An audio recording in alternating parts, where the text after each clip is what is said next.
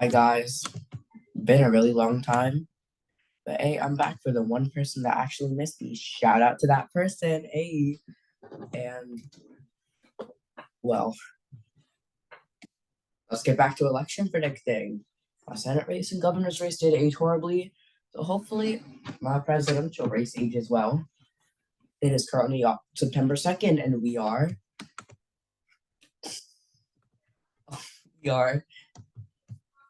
63 days away from the election. What a monumental milestone. Not really. I'm gonna stop yapping. Oh. So, to save you guys time, because no one wants to watch my videos, I characterized all the safe states for you. These states are going to be states over 15% for either party. I don't really need to talk about them. You guys get the deal. Colorado, I feel like that's the one state, might shock a few people.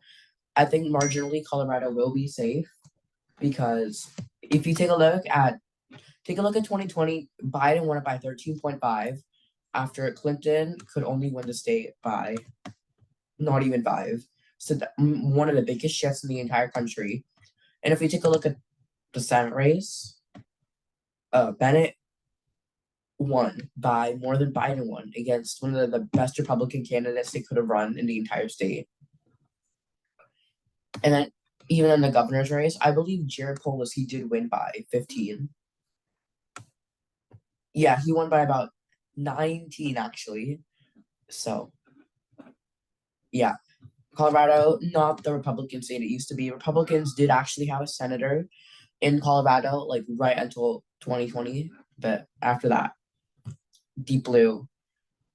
Well, not deep blue, but you get the point. Yeah.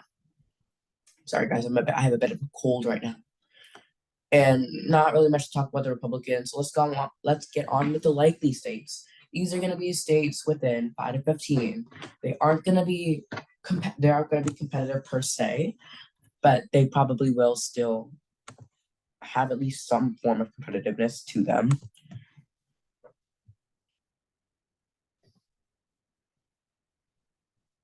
Yeah, let's get started. I don't know what to say honestly. Let's get on with Kamala Harris's likely states: New Mexico, Minnesota, Maine at large, Nebraska's second congressional district, Vernon, Virginia. So for New Mexico, I think Trump might gain a bit with Hispanic vote, and polling in New Mexico does show the race is a bit closer, but at the same time, no one really cares about New Mexico. Not that we don't care about New Mexico, but when it comes to elections, not as competitive as it was in states in like years like 2000. Anyway, yeah, you get the point. Minnesota, so they have Harris winning Minnesota by 7. Personally, I think it's going to be at least double digits just because Tim Walz is on the ticket. He has really good Rust Belt appeal. And if you take a look at 2022 in his governor's race, he won by 8, which overperformed what Biden won by. And if we take a look at the Senate race that happened 2018, this class will be on the ticket. And Amy Klobuchar, she in Minnesota, like she performs really well. She won every single congressional district in the entire state. So having her on the ticket, having Tim Walz on the ticket, but I'd be surprised if Republicans can come within 5 of Minnesota. And then also, that's enough about Minnesota. I love Minneapolis, but that's enough about Minnesota. In New Nebraska, sorry, let me saying like that. Nebraska second congressional district. So Republicans. Only reason this isn't double digits for me is because Republicans gerrymandered it to make it favorable for them, and even then Biden won it by almost 7, when Trump won it before by around 2. So Trump not the best candidate for it. Romney and McCain. McCain did lose it, but only by 1, and this was a year Obama swept the entire country, flipped Indiana of all states, brought Montana within the Dakotas, and then yeah, Trump not good for the suburbs of Nebraska. And then Maine at large, not much to say, similar margin. Virginia, there were polls in Virginia that said it would be close, and I don't buy it at all. Pull it up. Actually, view this. So RCP, as much as I love RCP, they had Virginia for the Republicans. No reality, absolutely no reality. Republicans are winning in Virginia this election cycle. I don't know what polls came out, and Harris is up by 7.6, which I can see. I can see Harris up by 7.6. Glenn Youngkin, not very popular, but he's also not super disapproved of. Personally, similar margin that I don't want to might be best bet. It's definitely trended a lot more towards Democrats. And Tim Kaine is currently on the ballot for his Senate seat. So, and then final one, New Hampshire. New Hampshire is a weird state. It's college educated, but it's majority white, and they hate incumbents. But if we take a look at the Senate race, Republicans, they thought they could get New Hampshire, lost it by 9. In 2020, their incumbent won by 16. And Chris Sununu, he won't be on the governor's ticket. So any kind of up ballot effect for Republicans probably won't happen. Kelly Ayotte, she's a good candidate for governor, but at the same time, I don't think she will have she won't up ballot effect pretty much at all. So those are Kamala and Harris and Tim Walz states that will be likely. Now for Donald Trump and JD Vance, Alaska, Kansas, Nebraska second, Iowa, Indiana, Ohio, Maine at large, South Carolina, and Florida. Alaska, Mary Patola, very strong incumbent. If you take a look at her, she won the district by about 10 against Sarah Palin. And for added context, in the governor's election, we saw Republicans win it by 26. So there were 30 points, 36 points of split ticket. If there's 30 points of split ticket this election, Trump is losing Alaska. I don't think Trump's losing Alaska, but it is definitely getting a lot bluer than it used to be, which part of it is because let me pull it up.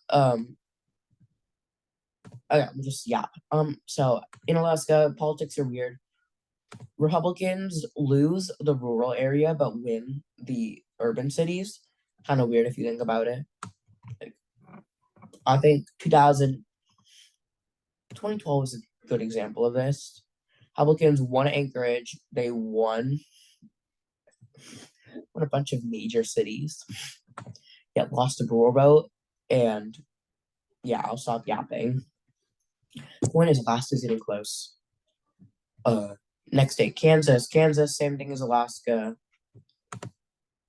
Yeah. What else do I say? They did also re-elect a Democratic governor. Nebraska's first, not much to say, same thing. Iowa, probably same margin. Trump won it by maybe a bit more. Definitely not this reliable Democrat / swing state it used to be. Indiana, Pence isn't on the ticket. That's the only reason I think it will be at least likely, because Pence had the home state advantage. And even then, only Trump won it by about 16 and then 19. So pretty much. Ohio, same day. Trump actually only did about 0.1% worse in Ohio, which actually pretty insane if you think about it. How red Ohio's become. Sherrod Brown, I don't think he's gonna go down this election, but race will definitely be really close in Ohio. And I think Republicans, yeah. Maine at large, South Carolina. South Carolina, you get why. might alienate a bit of the Haley vote, and also Trump never got 15 in South Carolina. Florida, okay, let's talk about Florida. Trump won it by about 3.4. Trump lost a lot of support in Duval, Seminole, and Pinellas County. Pinellas actually flipped towards Biden. Well, all three did. But Trump has made pretty good gains in Palm Beach, Broward, and Miami-Dade. And Trump is going to appeal the Cuban vote when it comes to Kamala because she is a far left senator. She was far left, the farthest left senator in the country, even farther left than Bernie Sanders. Probably scare a bunch of the Cuban vote away from voting for her. And take a look at 2022. Rubio won Miami-Dade County. If Trump can get within 5 in Miami-Dade County, he will probably win by at least 7. And let's take a look at the governor's race, probably even more insane. Ron DeSantis won by pretty minimal figure, Charlie Crist. He won by 19, and I believe he also won. He won Miami-Dade County by a good amount. And this election, like that Wikipedia article says, Florida, Rick Scott also on the ballot. Trump's probably going to pull him to victory because he's not the most popular incumbent. But yeah, all right, these states, we're going into the end zone now. Let's see. Okay, these states going to decide the entire election. Kamala just needs to win. If Kamala can just win the entire Rust Belt, she'll win the election. She doesn't need anything else. So Trump needs to not only win every single other state, he needs to win Arizona, Georgia, North Carolina, and then one of the Rust Belt states. But if he loses the Rust Belt, the election's over for him. Okay, let's start with the leading Democratic states. Only really one. Michigan might be a bit narrower, but Michigan Republican Party. Gretchen Whitmer won by about 11. And if you take a look at the president race,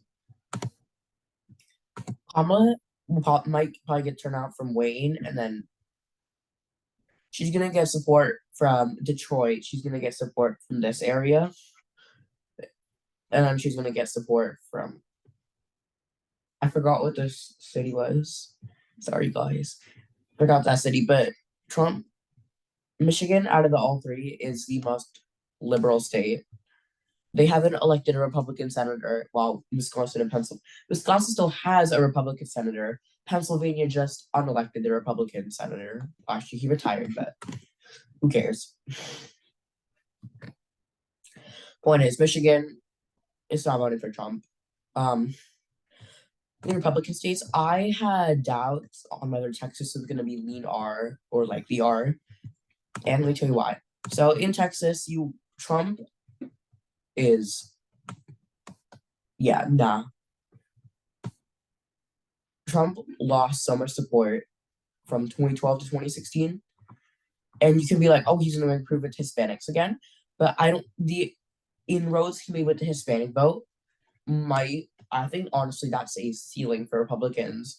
They probably won't do much better with the Hispanic vote. And yeah, pretty much. However, they're probably gonna do a lot worse in the suburbs. And there are polls that show Texas might be a bit closer in the Senate race, I believe.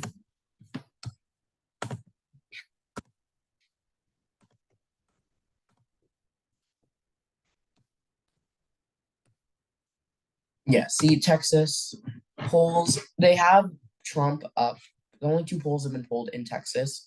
Both of them have Trump up by 7 and 13, which is good. But these polls were taken January. Enough said. Texas Republicans. If you're losing Tarrant County and Williamson County, you're not doing good. Even if you flip these no-vote Hispanic counties, Trump, yeah. But then, yeah, these 6 states are going to decide the entire election. Once again, Kamala just needs Kamala just needs to win these two states, and she's won the election.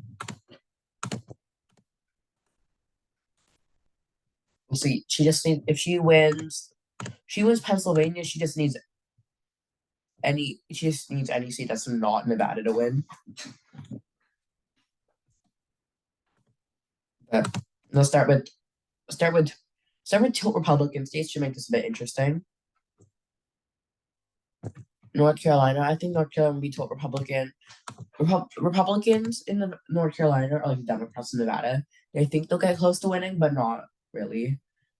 Biden only actually flipped one singular county in all of two counties. When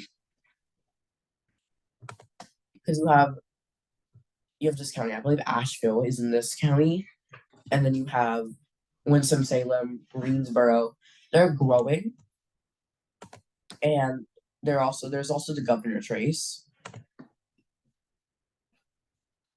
2020 Democrats won the governor's race by 4, and the incumbent is term limited. But Mark Robinson, the Republican, such an unpopular candidate that he's gonna lose. But I don't think that's gonna cause Trump to lose.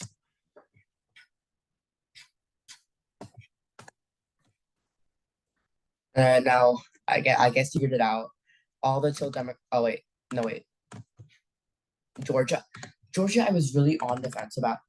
I think Trump is gonna win Georgia barely because if we take a look at the by 38 model in Georgia,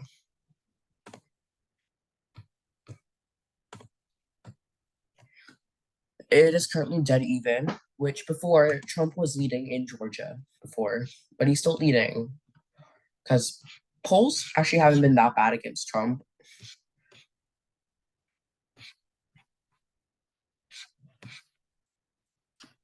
Not the best. But yeah, Trump he's losing support in Georgia, but I think Republicans gonna barely hold on. Next, Arizona. I think Republicans are gonna win Arizona.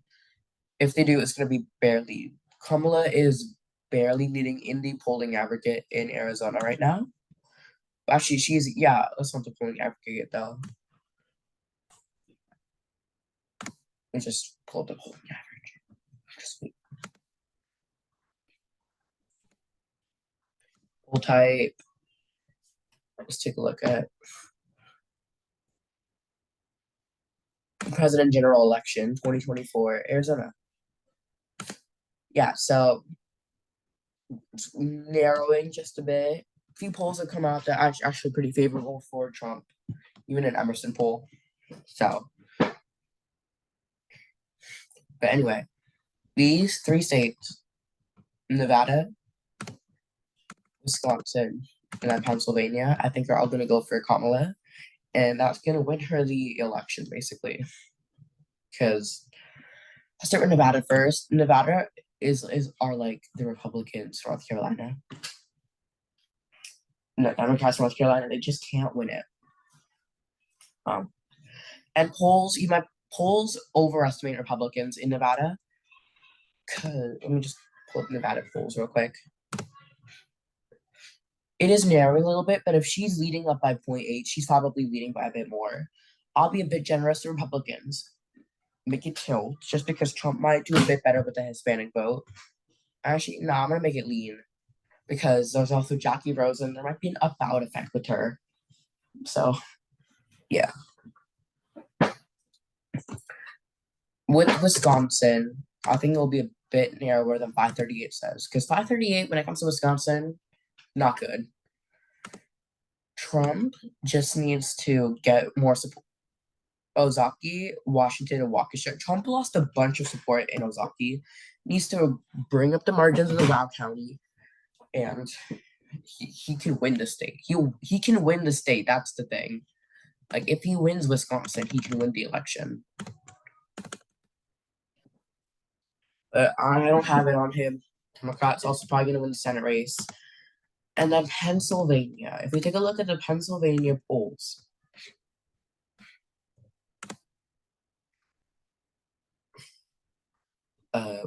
yeah, same exact margin. Biden won by in 2020. Some polls have actually come out that are pretty good for Trump, but it's near the margin just a little bit. If we take a look at RCP, their polling average, they have Biden. No, not Biden. They have Kamala winning it by about 0.5, which actually that's a reduce in support for Donald Trump. So